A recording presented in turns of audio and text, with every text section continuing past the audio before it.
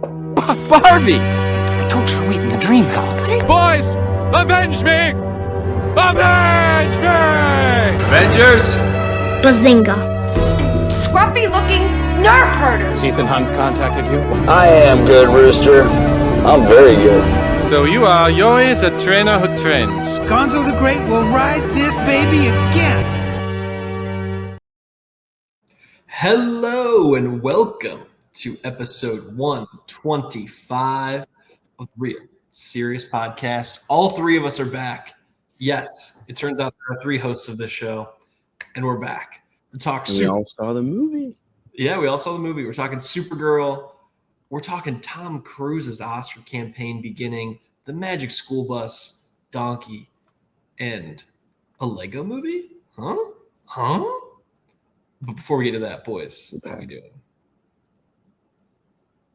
Jack. Don't all talk at once. Jack, how are you? Dude, I'm great.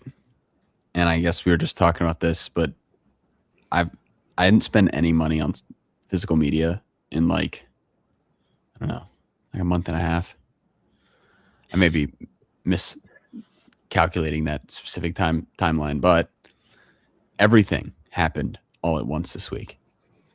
Remember how I was telling you last week, Hunter, I was like, oh, once I pass an exam, I'll get myself a steelbook or something, kind of to almost reward myself. Oh yeah. It's like a reward. Yeah. So I ordered a little something for that. And then just like that, the Criterion sale just kind of snuck up on me. It's just slippery slope. It's like, hey, remember me? Prime Day and Criterion being back to back should be just not allowed, but they did it. And then Charlie is like, dude, Project Hail Mary, it's on 4K. And I'm just like, yeah, we're waiting for something a little bit better. And my goodness, did that better thing come? That my limited goodness, steelbook with a beautiful. Guys, set them up. I feel like a lot of the steelbooks we get, they're just pumping them out. Yeah. The artwork is generic. It's nothing new, And not to say that about all steelbooks, but I feel like this one, they took their time. They were intentional with it. They were intentional. The perfect 4K steelbook. Oh yeah. They did. And it, I think all three of us pre-ordered. I think everyone I know, everyone I know on social media, every physical media person I think has purchased this if they somewhat enjoyed that movie. I mean, I thought it was going to be way more than $50 too. Maybe that's a hot take. I thought it was going to be in the 80s. I really did. Yeah, because I thought it was going to be how they have the lenticular sets. Yeah. Hunter, I saw how thick that thing was, and I was like, crap, what if they're doing a very special limited edition? But it is crazy because on those pre-orders, you can pre-order it, but I guess at some point they'll probably close it off. But I remember Sinners, dude. I got Sinners at the base price, but now that thing resells for Project Hail Mary is no longer available. So if you're hearing this now really? and you're thinking to yourself, I really would like that. That's too bad. You can't get it. But if you make one of the three of us a pretty sweet offer. Yeah, a pretty nice offer. I'm willing to think about it. Never. Jack, it's only a matter of time before you really get into the boutique Blu-ray labels. Pretty soon you're gonna.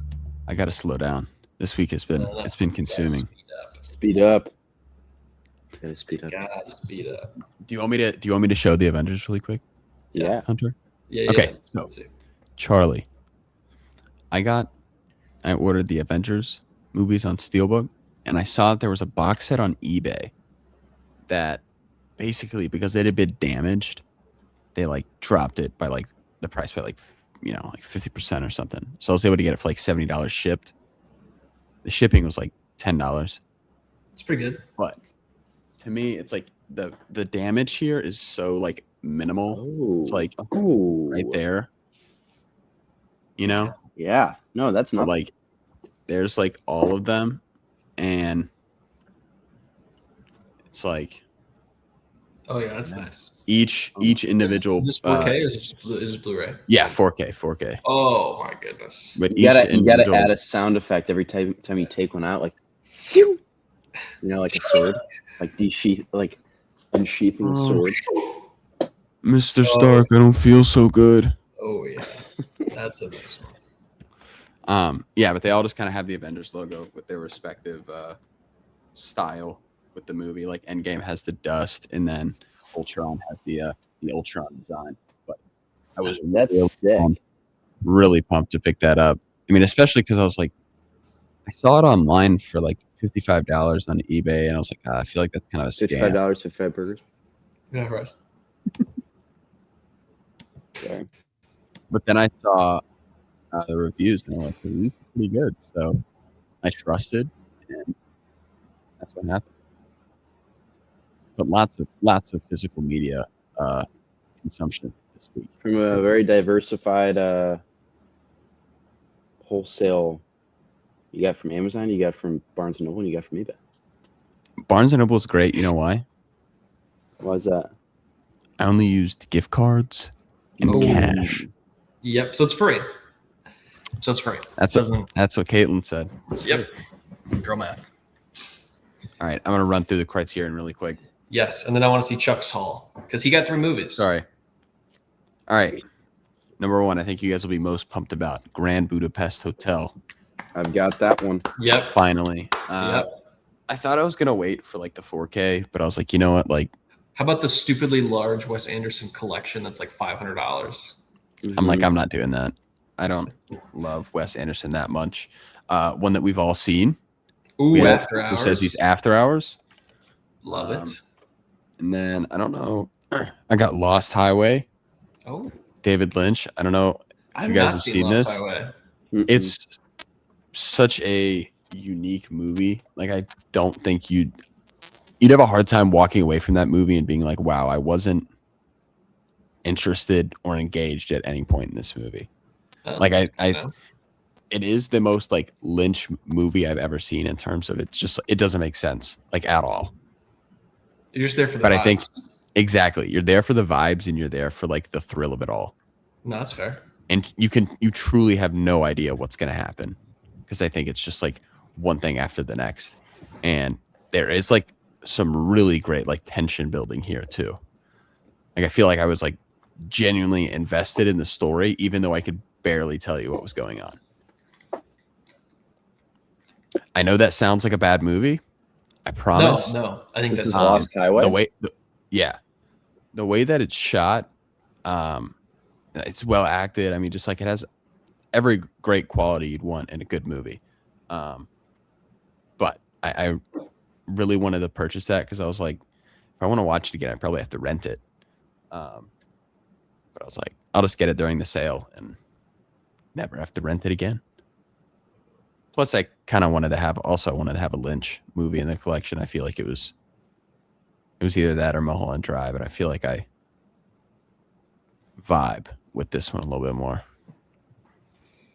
Then I did something very dangerous. I got my first blind buy, Charlie. No, I'm telling you, that's the way to go about Criterion. I'm telling you, that's it. But I feel pretty good about it considering. Oh, that's a good one. Everyone is like Barry Lyndon is like Stanley Kubrick's like masterpiece or one of his. Did you see the masterpieces. Kubrick new set that just came out with? I did. I don't think I'm gonna get it. It's so expensive. Either. I was thinking maybe when the next 50th thing rolls around to like look at it again, but I can't. It's still like what, $250? It'd be $250 half off, yeah. So it's crazy. Now. I mean, the cool stuff is like all the extra stuff that comes with it, like the essays and like all like the behind the scenes stuff. But I don't know. Circling back, what's the blind buy? Oh, Barry Lyndon. No, like how does that work? I didn't know you couldn't get a blind buy. Oh, like just a movie you haven't seen before. Yeah. So you've done it a good amount, Charlie, because like there's you haven't seen a bunch of stuff on your list. The Departed. You own The Departed. Oh, I thought a blind buy was like something on Criterion. You literally click like blind buy, and it just assigns like a random Criterion that they send you. See, that would honestly be really cool if they could do that. Like you could enter in what you own, and then you like click that button, and then it just sends you one based on what you like. Mhm. I feel like that would be pretty cool. Almost That would like be a cool, actually. because I feel like when I go to Barnes and Noble, and I think I've already told you guys this, but there's an employee there. Whenever I go look at the DVDs, if I have any questions, this guy is prepared to the max. Like he's ready to give me recommendations. He's ready to recite like half of the movies that are on these shelves. And he gave me some really good recommendations that still haven't gotten to, unfortunately. But having that experience at the store is awesome. And I feel like maybe getting that online and like let's try and curate and specialize this for you type of way would be neat. But yeah. And the last one, I just got The Princess Bride. May he rest in peace. Yeah. This is like kind of like a childhood classic for Caitlin. I never watched it until like 2 years ago. So it's not necessarily like on the list for me of like movies that just had an impact on my childhood. But I think the part I love the most about this story is that it's like a grandpa, telling this story to his grandkid the entire time. I don't know. Maybe that's like a very stupid Deadpool takeaway. Christmas thing they did at one time. Yeah. Yeah, this one feels a bit more heartfelt. Yeah. But I think it's just like that's kind of like resonated with me a lot. And I'm like, you know what? That's enough for me to pick it up. So No, fair enough. Charles, would Very- you like to show off what you found from Prime Day? Yeah, I didn't go too crazy. Like, I told you fellas I had to buy some practical things like an air fryer and knives and utensils and Tupperware. dude, you can't put an air fryer into a 4K player. What are you doing? I've tried. You can't do it. I know. But I got this Jordan Peele 3-movie collection. It's got Did you got Nope, 3 Us, movies? Get Out. Yeah, I haven't seen Nope or Us, so I suppose those are blind buys. Ooh, But I've seen Get Out. I and think you would Get like Out. Nope. You would like Nope, I think. I want to revisit Nope. Nope ages very well. I think. Okay, yeah, because I didn't love it when I first watched it, but I feel like I enjoyed it a bit more. I think of the 3, Us, I think holds up the worst, maybe. Mm. I don't know. I just of his 3, I think Us is the bottom for me. Get Out's the best, right? I think so. Yeah. Okay. Yeah. All right. Well, hey, I got some. So I also got the Jordan Peele 3-movie collection because look at us. sent it in the chat for Charles and I was like, this is hype. I finally picked up the OG Top Gun on 4K. Ooh, Amped for this very one. nice. I've had this Maverick Steelbook for like the longest time, but didn't have the OG. Then one of my favorites here, Zodiac. ooh, Yeah, Zodiac Yeah. on 4K. Little absolute banger that I feel as though I feel like I haven't seen in like 4 or 5 years. another good But amped to see this Mark one. Mark Ruffalo. I'm telling you, man, Mark Ruffalo quietly. Great career. Great Really career. annoying. It seems like just to be around, but great career. And then Stand By Me. Ooh, Shout out Rob Reiner. If anyone listens to Pardon My Take, they know Jerry O'Connell a lot, and he just keeps talking about this movie. And I was like, I haven't seen this one in a while, so it was on sale, and I was like, might as well. And then I am growing not only my Spielberg but my Tom Cruise collection, so I decided to just do one together, and that was War of the Worlds on 4K. Very good movie. If you have the opportunity to ever be in Los Angeles and go to Universal Studios, do the backlot tour, the plane crash sequence from this movie is still there, and you get to drive through it. It's awesome. It's very, very cool. Also, the town from Nope is in there, like Jupiter's Landing. You can drive through as well. Very, very cool. Highly recommend that tour. It's a very cool tour. Yeah, that's all I got. That's all I got right now. do you already have Minority Report? I do Minority Report, but I'm slowly growing the Cruise. I need to get The Last Samurai soon. Ooh, I That's need to watch one of my favorites and very underrated, I feel. Guys, we can start the build up for our Tom Cruise draft. Oh, dude, that Tom Cruise draft. That's gonna be great. Crazy. It's gonna be so good. I can't like wait. crazy. We can Like, even are we do gonna two do drafts, that? one of him running and then one of just him in movies. And then maybe like his advertisements for movies that he's done. Yeah. I love popcorn. All right, let's get into Supergirl. Supergirl, the second film in the DCU, the newly rebooted DC universe, coming off the heels of Superman. Supergirl is directed by Craig Gillespie, probably best known for things like I, Tanya, Cruella, Lars and the Real Girl, and Dumb Money. When an unexpected and ruthless adversary strikes too close to home, Kara Zor-El, aka Supergirl, reluctantly joins forces with an unlikely companion on an epic interstellar journey of vengeance and justice. Starring Millie Alcock as Supergirl, Eve Ridley as Ruthie, Matthias, however you say his last name, is Krem, who's not really in the movie, Jason Momoa as Lobo, and David Krumholtz, who is honestly goated in this movie as Zor-El, as well as David Cornsweet as Superman. Fellas, what did we think of Supergirl? It's a movie that came out in 2026. Super don't. I think you guys get a little harsh on Supergirl here. I just think it's so meh. Like, to me, it doesn't take the risks that I think you took for a movie like Superman, and that I would expect them to continue to push into this movie. Like, Superman, while I'm not fully on board, let me take that back. When I first watched it, I wasn't crazy about it. Saw it for a second time. And I think every time I'd continue to watch Superman, I'd like it more and more. And there's different things that I appreciate about it. He starts to believe. I will say, yeah, like, you have that charm of Cornsweet, just kind of like it radiates off the screen. Yeah. And I think Millie Alcock is great here, but I think the emotional weight that you really want to get from this movie, it never gets there.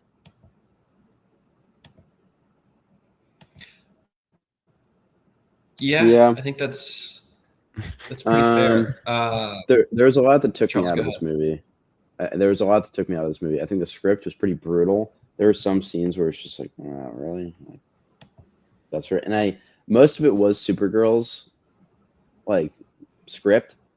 And I know that's kind of the point of her character, but I thought it was a little over the top, and it just took me out of it a little bit. Like, very immature, very like, I don't know, like trying to be witty, trying to be funny, and it wasn't to me. I didn't think You're that not funny. I didn't think that the villain was good. He was kind of just annoying to me. Like, I was never even that scared by him. He was just like an annoying character that kind of just got in the way. And I know villains do that, but he just wasn't really. He didn't seem to me like a true villain. I thought the supporting character, that actress, I don't know what her name is, the younger girl, Ruthie. I thought she was very annoying in this film. And I also didn't really see a point in her being in there. Like, they could have shifted the film a different way to give more motivation for Supergirl. And I felt like that was kind of like a useless addition. And I thought Supergirl's motivation throughout the whole story was just kind of weak. Like, the motivation was to save Crypto. But I don't even like Crypto that much because he's kind of a bad dog. So it's like I don't really care for that. There's no great soundtrack to bring me back in like some of the other gun flicks or gun produced flicks. It didn't look that good. Like, there just wasn't that, like, it wasn't very good. I don't know. I'm a little warmer on it than you two, I think. Is that fair? Like, No, I mean, I think everything's fair. I think for me, it's a big point of like the sum of all the sum of the parts is better than the whole. Like, if you go through the movie kind of scene by scene, I liked a lot of what this was offering. I liked a lot of what was happening on Krypton. I thought that was interesting and kind of just well put together. I liked a lot of like the individual sequences, like the stuff on the intergalactic bus, and like I liked, I really like Millie Alcock as Supergirl. Like, I think that she's a good addition. I think she's so different from Superman that like it works well. But at the end of the day, too, it's like you still had those good moments with her where you're like, I would like to see where this character goes. Like, I can see the growth, I can see the path of where we're trying to get to with this character. Of the three of us, I'm the only one, I guess, who's read the source material for this, for Woman of Tomorrow. It's very different, and it doesn't work as well here for sure than it does in the comic. But I think the unfortunate thing is it just feels so like serviceable. Like, that's where I think it's disappointing to me. Like, I don't think it ever tips into like truly bad territory, but I also don't think it tips into truly great territory. It was kind of just like, we're doing a superhero movie. We're doing a paint by number superhero movie. We're going to like just, spam the same play over and over again and kind of just try to chug along down the field. And I think that's the most disappointing thing, kind of tying to Jack's point. Like, there wasn't ever like a risk here. I think there were maybe was one risk here that we could talk about in spoilers towards the end. But I think the biggest problem with this movie is the villain. I think he is horrible. You know nothing about this guy besides he's just a little creeper. The design is just terrible, to say the least. And like, that's where I think, and that's where you could have done something interesting. And I think it's fascinating because I just rewatched Guardians this week, the first one. And there's a lot of Ronan here, but it's just, there's something that he works there and doesn't work here. And I think it's because the motivation of that is so secondary comparative to this. Like, this is like, they got to go after this guy. And it's like, all right, the guy. And if the guy sucks and I don't care about the guy, then it's not that interesting to me. I'm on the other side of Charles, I guess. Like, Charles is like Superman in this scenario. He doesn't really like Crypto. I'm like, Crypto's fine. He's a good dog in moments. He's a terrible dog. But I mean, I did like the world building. Like, I thought it was like the planets and stuff was interesting. And I liked the practical effects. I liked the suits. I liked all the alien creatures that like she got to interact with. Arguably, this is the best Star Wars movie released this year. I'll say that. Woof, bad year for Star Wars. Yeah, seriously. But I don't know. Like, I'm not trying to be like, oh, this is good. Like, I don't think it was that good. I just think it was perfectly serviceable. And I do think if this universe has the longevity of an MCU and starts to become something, I think we'll look back on this in the same way we look back on like the Incredible Hulk or an Iron Man 2 kind of a thing. Okay. I think it's just like very fine. Yeah, no, I mean, I'm with you. I mean, obviously you look back at the MCU and as much as we love those characters, it's like, an Iron Man 2 or even like a Thor The Dark World. I know that you've come to appreciate that movie much more than others, but yeah, I think what'll be more interesting is the financial success that happens here. Like, while Thor in the Dark World was probably, exactly. While Thor in the Dark World was, I'm very interested to see how much money that movie made. Let's see. But I do think the positive of it happening to be this early in this universe is the fact that they get to course correct a little earlier. Like, the only other thing filming right now is Superman 2. And then I think they're going to make some probably big announcements of what's coming next after that. But if you're DC and you're looking forward, you're like, all right, we got Green Lantern coming out this summer, which apparently is quite good. You have a Clayface movie that didn't really cost any money, that hopefully will be a surprise hit, or like at least a decent box office that'll make you some good money. Then next year you have The Batman 2 and Superman 2, which should both be big hits. So like, if you're DC, you're like, all right, this is a little bump in the road, help us course correct. Like, I don't think you're hitting the panic button quite yet, because the main thing coming out of this movie too is, while the movie's not great, it seems like most people still like her. And I think that's the biggest thing. And, I don't want to be that guy, but like, you look back on the Captain Marvel days, they're back to, 2019, 2018, and people didn't like her, but I think people like Supergirl. And I think that's a difference that's at least interesting to me. Yeah. And I don't super know why that is.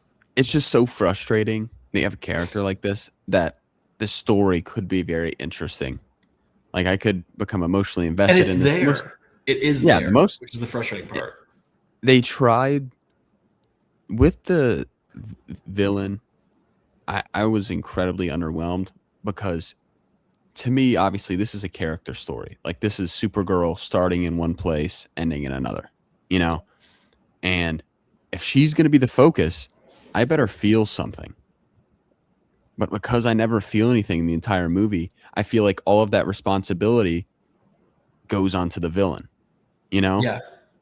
And I think a movie that does that so well is like Guardians of the Galaxy. Like Ronan, like I think he's a solid villain. I don't think he's like anywhere near the MCU's best, but I think what makes that movie so good is the camaraderie you get between the Guardians. Like that like family like feeling, that emotional weight that you know, holy cow, we are Groot. Come on, man. Like Yeah. grown men crying in the theater over here. Like Yeah. the closest I got to feeling anything like that is when she's like sitting next to Crypto, and it's because it made me think of my dog. And to me, that is emotional manipulation. Yeah. I mean, that's fair. For me, I think they tried to do that moment where it was, and it just didn't work well. But the moment where her mom is like, you got to be a good person. Like, just be good. Like you can get mad. You can but be good. And then when Ruthie kind of echoes that, fell very flat. it did. But I think that was the moment. Like that was what Yep. they were trying to do. And I think on paper, it works. Like you're like, here's the Echo moment. Like, yes, she's done a lot of bad stuff. Like, she's not the most heroic person, but at the end of the day, she's still good. And like that, I think is, and then kind of is her acceptance of like, she became the person her mom wanted her to be, but it just doesn't work, unfortunately. It falls very flat. Yeah. It feels like, and not to say like if you're lying on your deathbed, you need to spit out some like Shakespeare or something, but like, man, I was just like, just be good. Like, I understand they want kids to be able to go see this movie too, but like, to me, it was like, really, like, just like, be good. Like that's all we're gonna go with. Hey, at least you're not Clark's parents and take over the world. Yeah. Doubling down on that is crazy to me also. Like, I don't know. It just felt like in that moment when it felt like we were going to get something like so profound, and it's like, be good. Like, it's just kind of like. Well, they almost do it twice too, because like David Krumholtz as her dad, like has almost the great power, great responsibility speech with her. Like he's like, you're gonna go there and you're gonna have all this power, but you gotta use it well. It's like she's Spider-Man now. Like I think that everything with him to me was maybe the highlights of the movie. I thought he was great. He was solid. I think he the really Krypton worked. Sequences in general were the highlight of the movie. Yeah, I would agree. The movie itself took itself so much more seriously. Yes, when it was slowed down on Krypton. And then whenever we get back to the normal stuff, she's like, and I understand they want to set it up to where she's like a drunk and she's drinking and partying to numb out her emotions and going, to the red planet, red star planets. Like, yeah. I get that. And again, I understand this movie is for kids. I don't think we need to see Supergirl like mega depressed for like 15 minutes. But I think everything from her life that they showed, like that little montage of just like, oh man, like she's just like,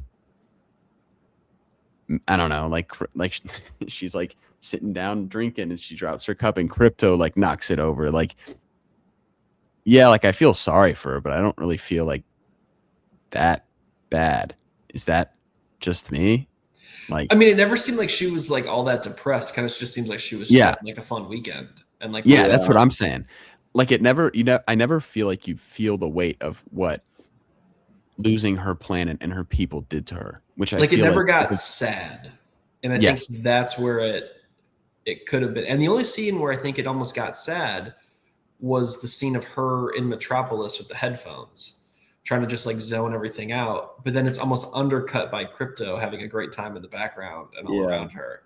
So it's like they never committed to that bit. But I also think everything in Superman was great. Like, yeah, I agree. David Cornsweet is a gift to this universe. He's even so though good. the script they gave him was a bit rough at points too. Yeah. I was like, yeah, like David Cornsfeld, let's go, man. Superman, let's go. And then he'd like say something. I'm just like, Oh, I don't know. Every time I see him, I feel Dang like it. I'm like 5 years old again. I'm just like, it's he is great though. He's just so friendly. Yeah. Like he fits the Superman that I think everyone wanted post Man of Steel. Yeah. Where, like we don't want, this dark Superman. He's just this joyful, happy. He's super, And- man. I get it. I want to know something about this movie though. How did you guys feel about Jason Momoa? I forgot about that. No value add. Yeah, a big no value add. And honestly, the only point that he was a value add that I think was the wrong value was the ending. When it cuts back to him at the end, like approving, I was like, you just took the weight out of the scene again. Yep. He should have been in this movie just in that initial fight. Yeah. Like he should have just been there, called a day, see you later, pal. He didn't. He should not have shown up back up at the end. Well, my frustration is she gets shot with the kryptonite. I thought that like showing her cells and stuff. I thought that was neat. It was cool. That was cool. I like But that. I hate that Lobo was the one to like save her. Is that just Yeah, I me? think that would have been a good moment for Ruthie. Like that would have been maybe like a good moment for her arc. Yeah. Would have been a good moment for anyone besides Lobo. Yeah. Yeah, it just Like it's so convenient. It's just like, oh yeah, we have this extra guy that's been making It's jokes immortal. the entire time. Like, let's just have him come in and save her. Like Yeah. at that just- point, it- I was very so far inconsistent. gone by that It was very point. inconsistent. Like when they introduced him, they're like, "Oh, he killed his family. He doesn't help anyone. He's terrible." Blah blah blah. And then he just makes jokes the whole time. He doesn't seem like that bad. He says I his did like her motivation- bit of being like on a vacation girl to trick him. I liked that. That was pretty funny. His motivation, he said, is just money. Wherever there's a bounty. So what was his incentive to like help them? Like he had no motivation to help them. Yeah. It was just very inconsistent story. I think Lobo being in it brought nothing to the movie. Yeah, it really was just kind of like and I also just don't think he was that cool. Like he was supposed to be like the cool guy. And like, yeah, his motorcycle is cool, but he also gets knocked off of it within the first 30 seconds of us seeing him on it. Yeah, and none of the fighting was really that cool. Like in Guardians, I actually did like the final fight of her kind of in slow motion going around Ruthie. I thought that was kind of cool to show him like she has like that stance to do like the heat vision. I like that. The song was The song was obviously fantastic. controversial. I think obviously comparison is just like is a tough game to play, but like you compare it to the what was his name, Mr. Terrific. Mr. Terrific, yeah. That Very fight similar. was way better. Guardians 3, that slow-mo hallway fight, that fight was way better.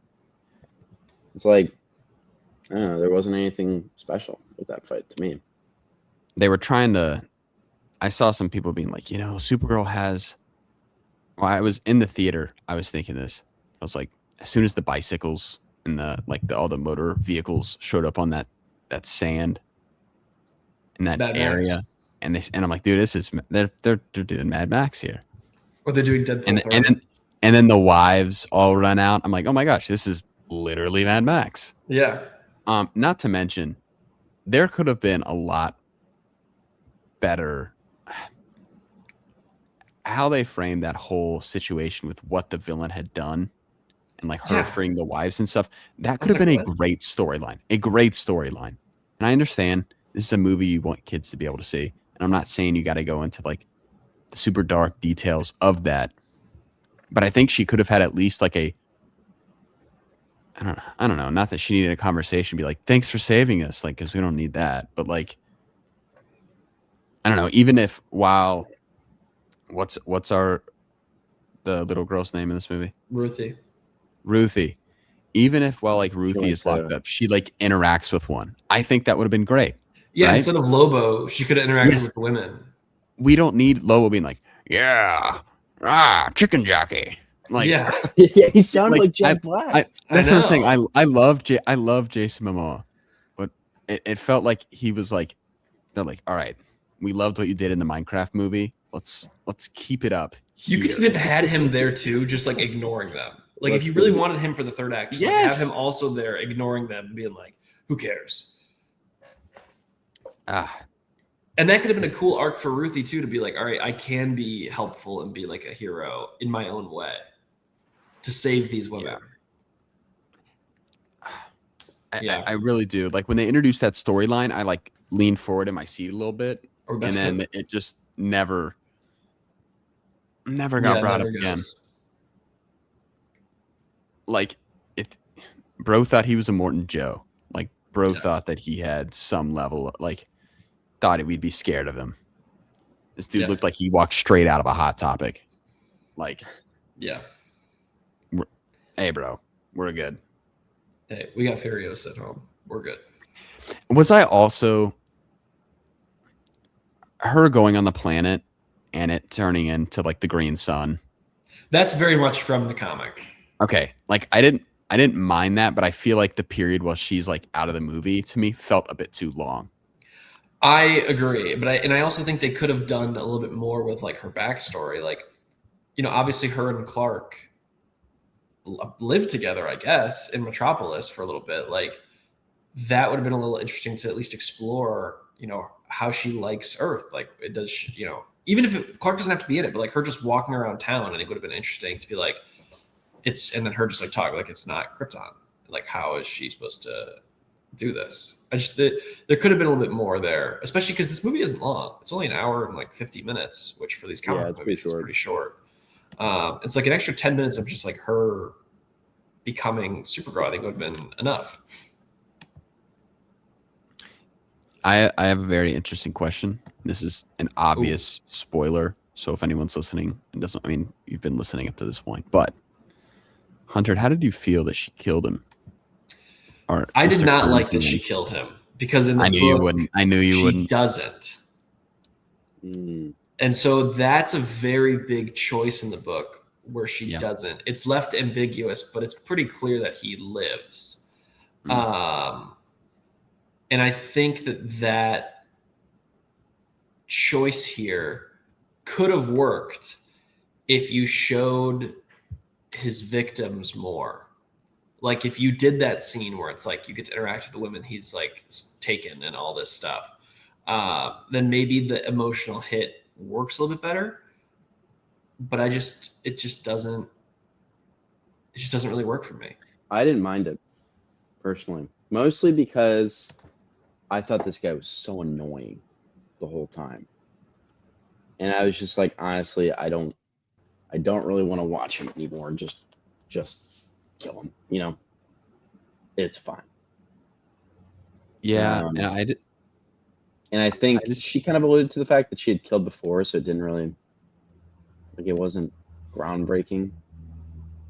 Yeah, my problem with this, I guess she wanted Ruthie to like make the decision herself, not to kill him, but like, okay, let's be real. She's in like a life or death situation. Just kill him. Yeah. Like if your plan was to kill him all along, she has the power to do that. Why are we dragged on this hour and 40-minute, mission if she can just laser his head off? Or maybe he's got like skin of steel, Maybe he's like a man of steel or something. But I was like kind of frustrated by that because she kills him and I'm like, you could have killed him this entire time. Like we're doing this whole cat and mouse game because you didn't kill him. That's a good point. And that's why I was just frustrated. Like the entire time they're fighting on the battleship or whatever, like whenever she sees him, you could just kill him. Like I feel like she was severely nerfed this movie. Like I understand, like, she's probably still young, still needs to like learn, how to use her powers in the best way possible. But like, come on. Like they had to use the sun and like the kryptonite stuff so hard to like bring her down to their level. It was annoying at parts. I also think that it doesn't work because he's not fighting back at the end. Like he's just kind of laying there. Yeah, he's just expecting her to. Like it's one thing if she's like, listen, she does the whole spiel to him of like, it'd be so easy to kill you, but I'll choose not to. Like it's, my cousin says to find the good in people or something along those lines. And then she starts to walk away, and then he like tries to get her again, and then she, makes the move. Then it's like, all right, then at least it's something like he almost initiates his own death, but he's just kind of like the Spider-Man Far From Home. Yeah, he's just kind of like sitting on his back, just like, please don't hit me. And then it's just like stab, stab. I just think it could have been done a little bit better as well. It's funny because like going back to the villain, like what he's doing and you don't like him because of that. Like you already dislike him for the actions that he's done. But they don't build on it at all. Like they're just like, he's going to be a goofy looking dude who walks around and like puts his face up in front of the camera, like, and eats worms. Like, yeah, he's a weirdo. Yeah, he's a freak. Weird guy. But like, I mean, holy cow, dude! They got us with what was it? The creator, or not the creator?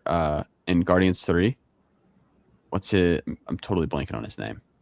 Oh, yeah. I'm like, dude. I mean, again, I understand. I have a soft spot for the whole like Rocket storyline. High Evolutionary. Yeah, the High Evolutionary. My goodness, like that guy was like a complete like savage. He was a sicko. Not a savage and like, like, man, that's savage. Like people would use it in like 2012. Like he's like an animal. And I think that this character is like a very similar person. But I think like you never get exposed to like, I don't know. I mean, obviously from what they tell you, he's a bad person and you know that. But then by like what he like does on screen, you're just kind of like, all right, like this guy's annoying. Get him on my screen. Like I don't want to see him anymore. No, I think it's very fair. I don't know. I also do wonder, obviously with Gunn kind of running this universe, like the fact that he was like, you know what, I want to be the guy that directs Superman and not this is very surprising to me because this feels like him in his wheelhouse of like a stunted, not all the way there hero who likes music, going through space and having an adventure is like the most James Gunn thing I've ever heard in my life. And then he's like, no. I'm not going to make that one. I'm going to make the hopeful Superman movie, which I really like his Superman movie. I'm just saying I think it's funny that he's like, of the two, I'm going to pick that one. I just have a hard time believing James Gunn was really involved with this movie too. Oh, I think he's very involved. He picked the final song. I know he is, but it's just like, man, based off his track record. Peacemaker season 2? I mean, Peacemaker season 2 like wasn't needed. Like he's just trying to keep the ball rolling.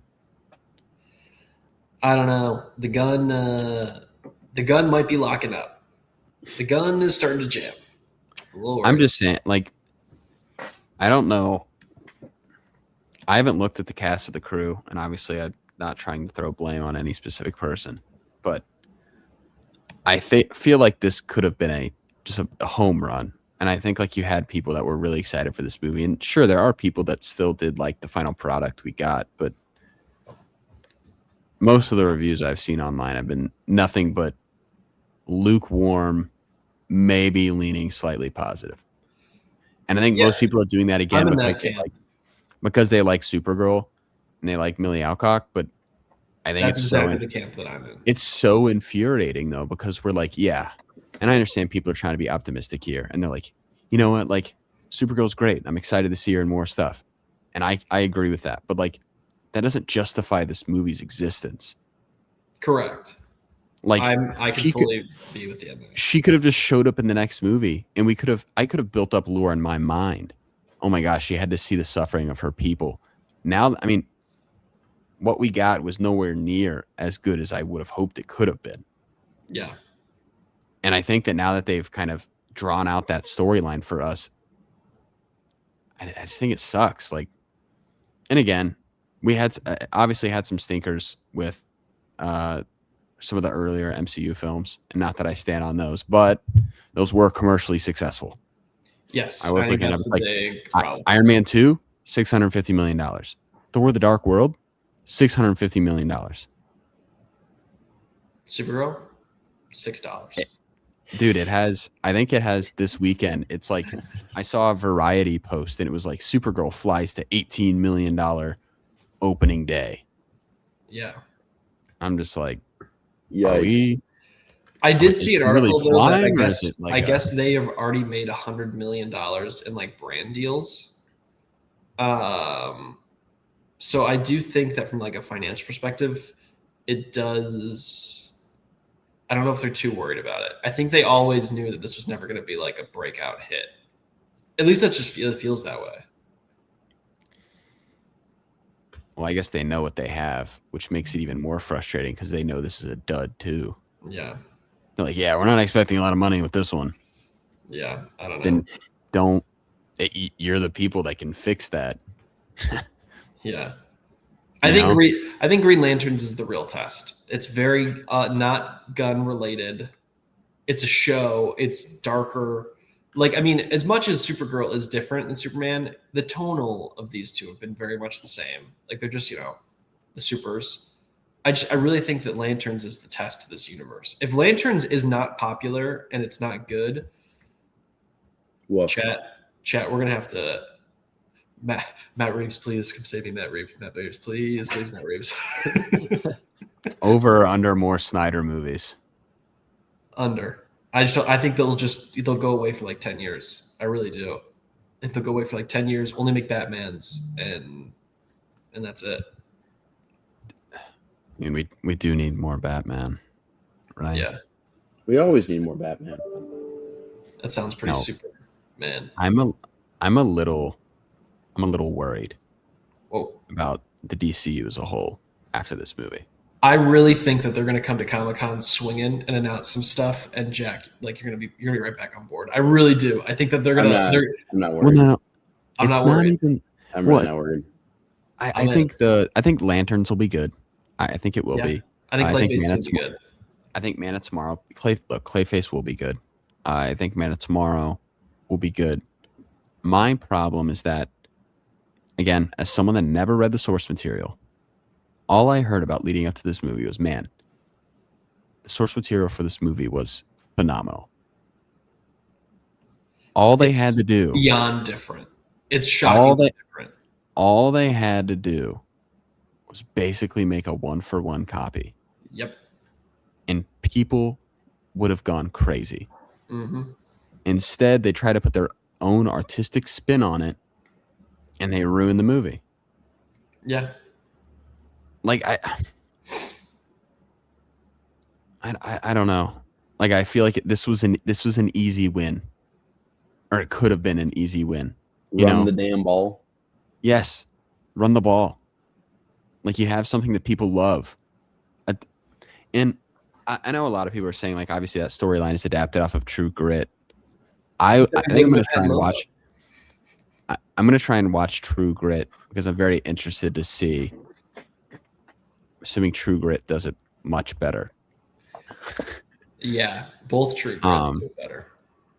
So, again, though, I think there's like this camaraderie between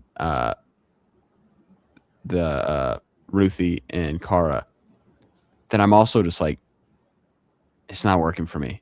The chemistry there. I just, like, I know they want her to feel like a younger sister of sorts. And like when she's about to leave her at the end, I'm just like, man, why are they taking so long to wrap this up? Like, come on. I was like, just see ya. get out of there.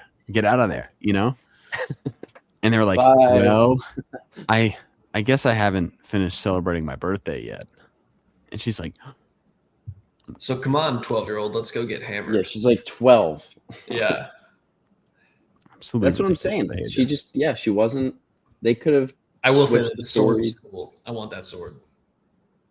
It was a sword. It's like It was every cool. other sword. It's a cool sword. Yeah. All right, well, that's Supergirl. Real winner. Real disappointing. Unfortunately disappointing. Let's jump into some news. First piece of news is the Magic School Bus. Come on, guys. It's the Magic School Bus. A live action Magic School Bus is happening with Elizabeth Banks, starring as Miss Frizzle. Ew. And the director, Rob Letterman, who directed Shark Tales and Detective Pikachu, is going to write and direct the film. Are we in on the Magic School Bus? Ooh. I think this is about like third. Wow, I'm old. 18 years too late for me. Yeah. Are the kids still watching the Magic School Bus? I don't think so. I mean, Charlie, you'd probably know. Yeah, that's what I was saying. I'll ask Jenna. Also, why live action? That's a good point. Like, why don't you know like a fun animated movie where this is the Magic School Bus? Like, I don't want to see Miss Frizzle just like standing there. Dude, there's a chance this could be like nightmare fuel. Like, Ugh. you think about the visuals that you get in the Magic School Bus, the places they go. I mean, there's one time where they like check out the anatomy of the human body. Yeah, they go inside that one dorky kid from class. Like, are we really gonna do this live action? Yeah. Don't Don't they go inside like a whale? Dude, this the CGI team is gonna be working overtime. I'll tell you that. It's Yeah. gonna be like Ant-Man and the Wasp: Quantumania. But that's what I'm saying. Why would you not make this just animated? And also, too, I from know. like a kid Really actor cheaper. perspective, like you got to get some really good kid actors who can make or break this film. But if you're animated, you could just have them do the right things because they're not real. Hey, if this is good, that'd be cool. Is it for us? No. Yeah. No, it's This actually is- a dark, gritty reboot where like the class is all in their mid 40s and they've forgotten how to have fun, and so Miss Frizzle has to round them up again to show them a good time. Half of Can we do them are like Magic at a School Bus bar. with Billy Madison. Yeah, Magic Yeah. School Bus, but they run into Supergirl in space and get hammered with her. That would be funny. Yeah, She like shows up to their corporate jobs. they're gonna try to Minecraft this. I already know this is already gonna try to be Minecraft. Like they're gonna try to do some memes and make it a big thing. Miss- It's Yeah, make it like Chicken Jackie. you're putting that bus where? like, like that's what they're gonna try to do to this stupid thing. Ugh. This is Harold and the Purple Crayon all over again, man. Also, I just I mean, really think Elizabeth Banks has just had a stinker track record the last like 10 years. I see her as Miss Frizzle though. I mean, I think she'd do a good job. Maybe. This is a movie though where like there's like a crazy horror movie coming out that weekend. We're like, Charlie, Magic Yeah, School you Bus. go is see on, Magic man. School Bus. Yeah. Yeah, give me the I dog agree. man treatment. Wow. Some real bad ones. All right. Next up is actually an animated movie. It is Freddy the 13th, a crossover between the Nightmare on Elm Street and Friday the 13th franchise. That is about a fun uncle who I guess accidentally kills a killer and takes on his evil powers. It is directed by Dan Trachtenberg, who just most recently did Predator Badlands and all the other Predator stuff. It's supposed to be a wholesome PG-rated movie that is fun for the whole family. That sounds terrible. That sounds horrible. Like a parody take on Friday the 13th? I think so. kind of? It's like a parody take on Freddy and Friday the 13th. I don't like that one bit. Not one bit. I do like Dan Trachtenberg, though. So that's where I'm a little bit, at least, thinking about Fun. it. Fun for the whole family. So Is that a joke? It says Am I it's missing about something? a family vacation that turns into a nightmare after fun Uncle Freddy accidentally kills the boogeyman and takes on his powers. It is quite literally for, like the family. I think maybe like a Coraline level kind of thing where like it's obviously for kids, but it's still a little spooky. Coraline traumatized so many children growing up, though. Now you got Freddy with the claws. I guess the finger knives. Parents beware. Yeah, seriously. All right, I guess we're out on this. We're out on that one. No worries. Yeah. No worries. How about this one? A live-action animated hybrid new Lego movie starring Keanu Reeves. Isn't the first one basically a hybrid? I mean, because we get like Yes, but Will this Ferrell one's comes in directed first. by Josh Cooley, who you're saying to yourself, who's that? Toy Story 4 and that most recent Transformers animated movie, which was actually very good. Transformers 1. Transformers 1. Oh, I know. he made the. I know Charlie doesn't like Toy Story 4, but Mm-mm. I like Transformers he's got a 1 good track. a lot. He's got a good track record. Hey, listen, I'm in on Lego movies. I want more Lego movies. I think Me they're all too. really good. I mean, concur. I'll see a Lego movie. Heck, I'll see them all. So yeah, we don't know what it is, but it's going to be finally a new Lego movie. It does not have any kind of connection to the previous Lego movies, though. It's a brand new Dude, franchise. Imagine if it was just like John Wick in Lego. Yeah, Lego wants to build like a John Wick set, and that figure comes to life and just starts trying to attack Keanu Reeves. That'd be funny. That'd be good. I'd be in on that. And then the final piece of animated news is Donkey. We're getting a Donkey spinoff, 2028 release. It is the Donkey origin movie.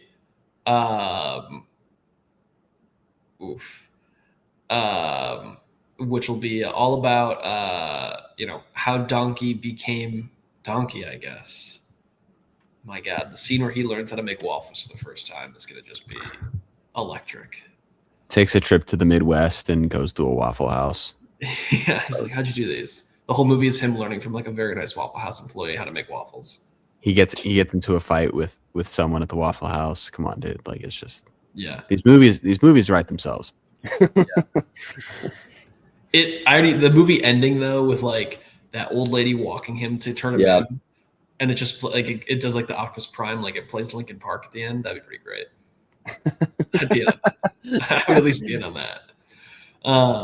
I don't know. The Shrek trailer, obviously, Jack and I talked about last week. Charles, do you have any thoughts on the Shrek trailer from 2 weeks ago? I have not been able to watch it yet. What were your thoughts? I mean, overall, I think we were both excited for the movie. I think the animation was the only thing that was just like, took you it's out of just it a little the bit. animation is so different from how we've seen these characters in the last 4 movies, you know? Yeah. Mhm. And I think for people that love these characters and grew up with these characters, it's like, it just feels like an alternate version of the characters we grew up with. So Yeah. there's this instant kind of, oh, is this like the thing I love type of deal going on? Like Shrek 2, I think Hunter and I both agree that's like perfect. Yeah, 100 out of 100. That is a Perfect. perfect movie. But what we have here is they just look like they're like it's an Illumination Yeah. animated movie. And no knock on Illumination. I mean, we got the Summer of Minions and Monsters coming up, you know? So Which apparently is the best Minion movie yet. did you hear Jesse Eisenberg? He was like, see, this is a movie. If you're a kid, you're gonna like it. But also if you're into cinema, it I know. details different stages of There's a cinema. real shot that we have an absolute banger on our hands in best in- animated feature coming up. Yeah. Is Avery fired up? Yeah. Absolutely amped for Minions. Bye bye. She is the Minion. Have you guys seen that girl online that just speaks in the Minion language? But boy. I I don't know how you do it. I don't know how you do it. So funny. Banana. Like she'll just like talk for like 40 seconds in full In full Minionese. Minion. It's incredible.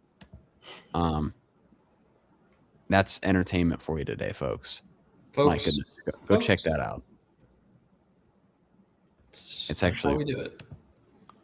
No, I'm excited though. I mean, we're gonna get the Babylon of Minion movies. Dude, It ending at the same scene as Babylon of a Minion sitting in a theater watching the history of cinema would be the funniest ending No. I could possibly imagine. the history of cinema, but all of the cinema on the screen, it's replaced by Minions. Yeah, every We have, like, actor is a minion. It's like Avatar, Minion, The Matrix, Oh my God, it's Minion, great. Singing in the Rain, Minion.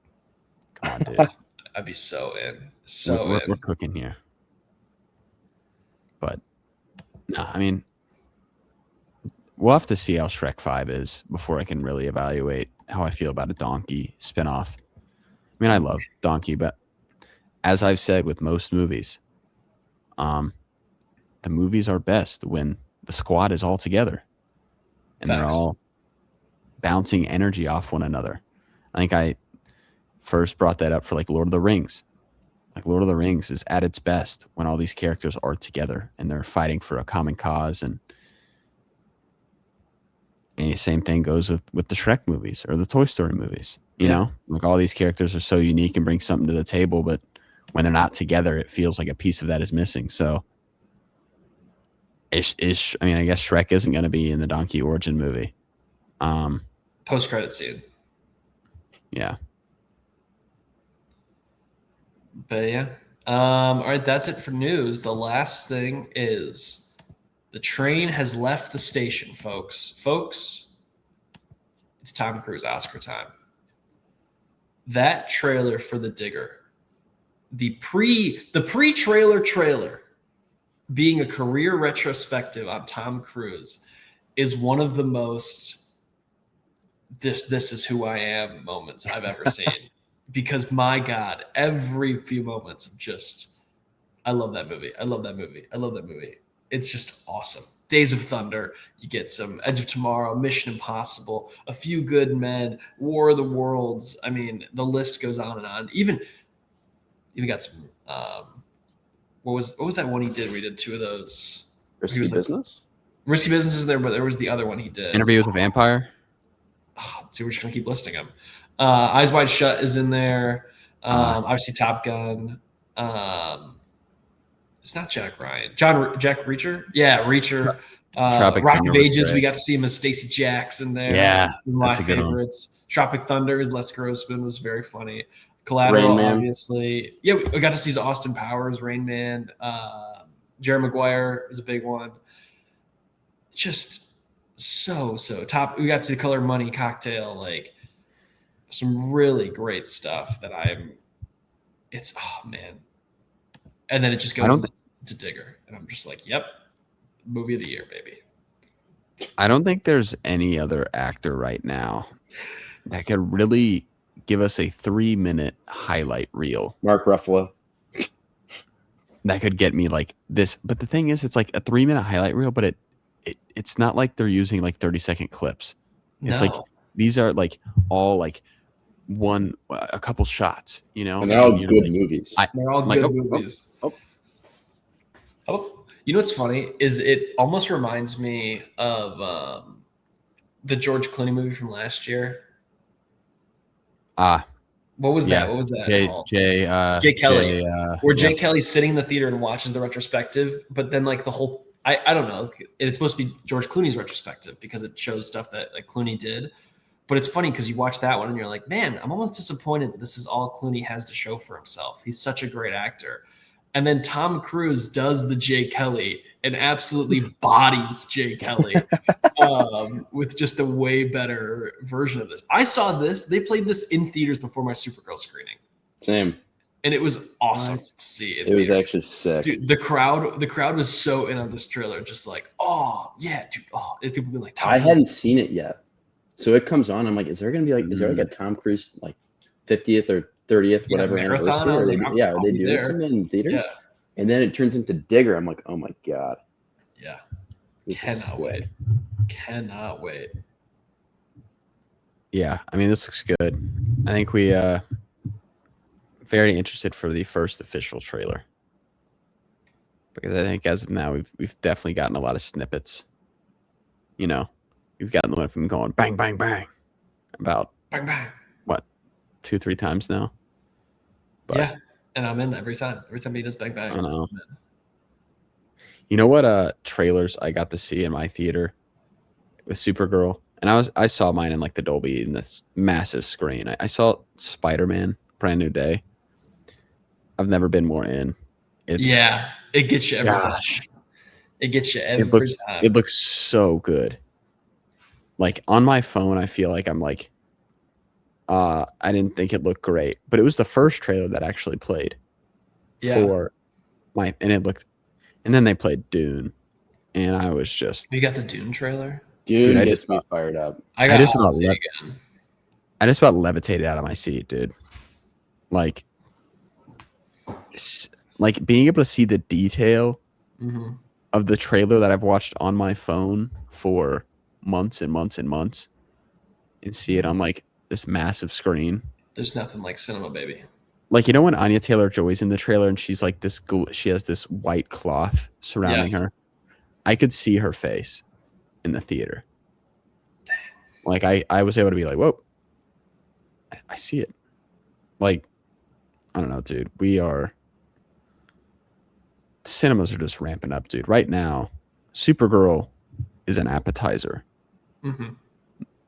This is, my goodness, we got Brand New Day coming up. We got The Odyssey. We got Digger. We got Eggers and Werewolf. That's ramping up. We got Dune Part 3. We got Hunger Games.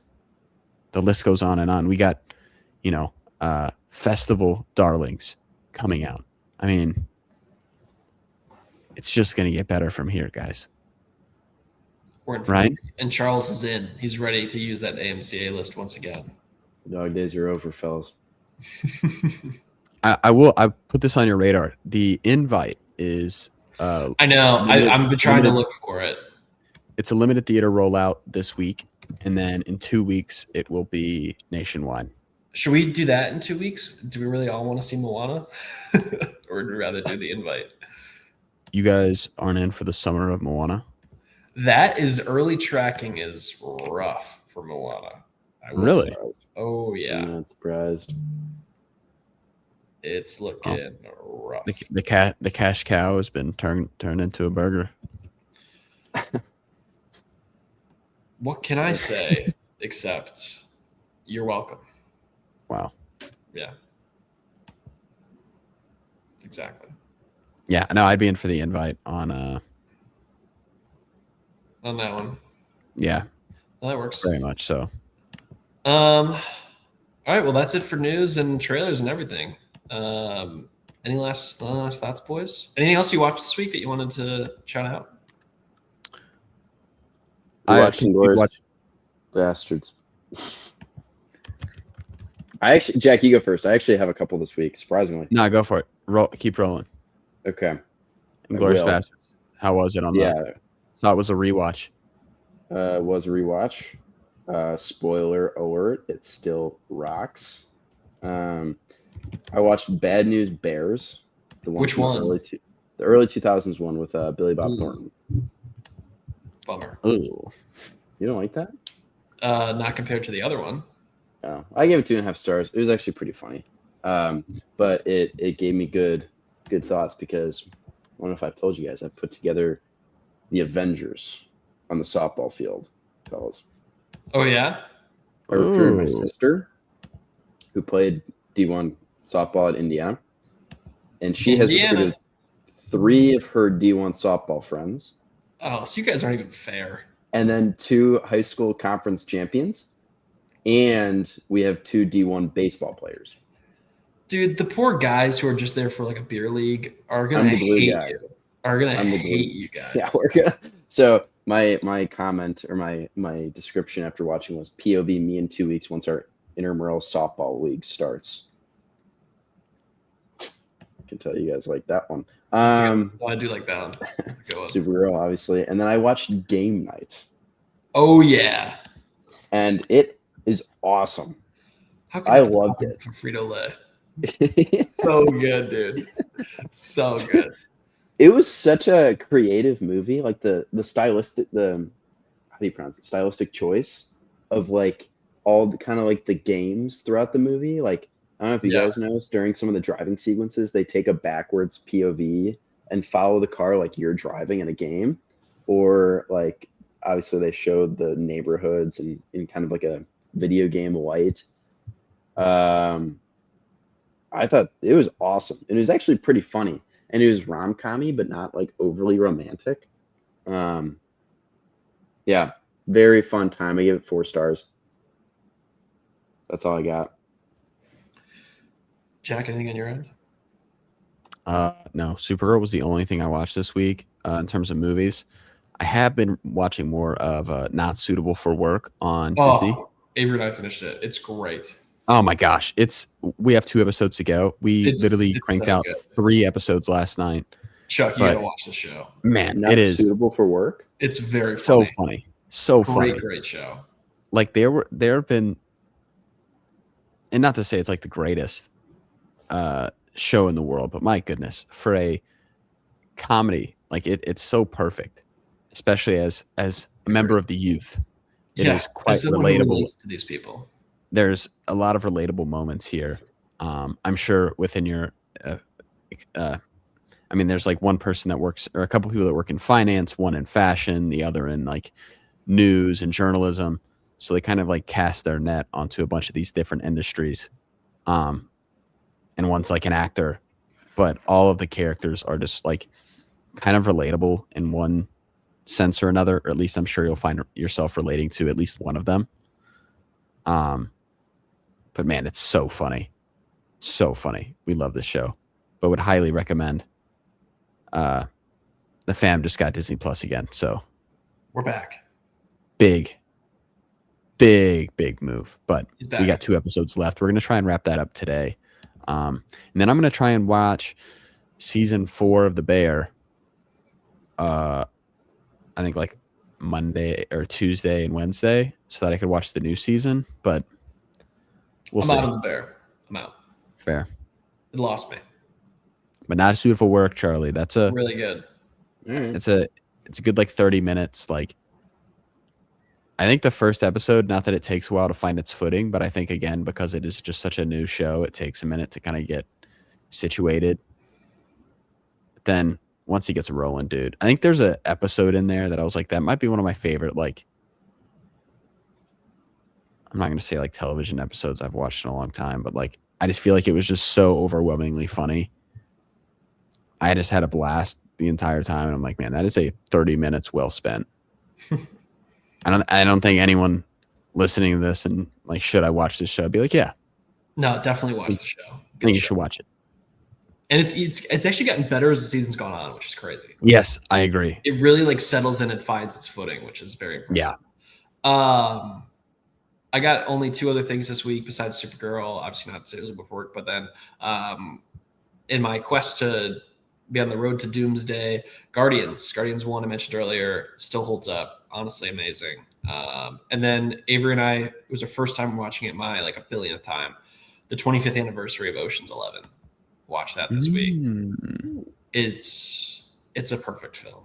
It's like it can be teetered back and forth on my top 4 on Letterboxd. I think right now it's sitting at 5 for me in my mind, but it's 100 out of 100. Perfect movie. Love it. I did. Hunter, you weren't here when I reviewed it, but I did watch Superhero movie. Oh, the Drake Bell thing. Yes. I did. I actually listened to the pod and heard your thoughts on that. And yikes. It's something. It's a Spider-Man parody, so I feel like at some point you should watch it. Chuck has The Departed sitting on a shelf behind him, and he goes, "Self, what about superhero movie?" Yes. Superhero movie is 1 hour and 20 minutes, which is what The Sheep Detectives is now on Prime, by the way. Oh, dude, you guys gotta watch it. I know. I'm thinking about it tonight. Gotta watch it. It's so good, man. If you're out there, if you're listening, if you have Sheep Detectives. If you have kids, watch Sheep Detectives. If you don't have kids, watch Sheep Detectives. Just watch. I promise. Sheep Detectives is in my top 10 of the entire year. I've seen 26 movies this year. I know it's not like an absurd amount, but I think it's like 7 right now on my list. It's better than Disclosure Day by a mile. I believe that. By a mile. If I were to tell you before this year that a Sheep movie starring Hugh Jackman and Nick Braun would be better than Disclosure Day, you would have called me a madman. They called me a madman. It's true. my goodness, it has such a beautiful emotional punch in that movie too. The farther I get away from Disclosure Day, the less I like it. I know. I'm with you. Is it? Oh, I must say something crazy. Is it crazy to say that I like it less than Supergirl? Is that a wild take? That's No, crazy. I really don't think it is. Because I'm sitting here and I'm looking at my rankings for the year, and I feel as though I think I like it less. I think I think it's better, arguably. From a, but I think I like it from a less. technical standpoint, but like if you like Supergirl's story more than Disclosure Day, I really wouldn't blame you. I think they're both super bland and uninteresting. I mean, right now, looking at my top movies of 2026, Supergirl is sitting at 20. Yeah, I think Supergirl's like dead center for me right now. It's just Yeah, above like Mario. Mario, wow. Who would've It's thought? me.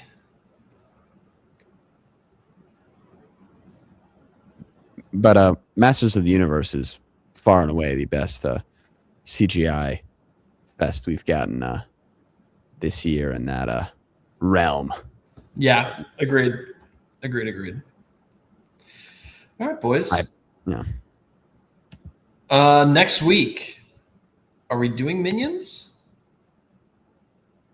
We'll figure it out off pod. But next week, hey, we won't see each other till then. But have a wonderful 4th of July, everybody, and we'll see you later. Have a great week. Bye-bye. Bye bye.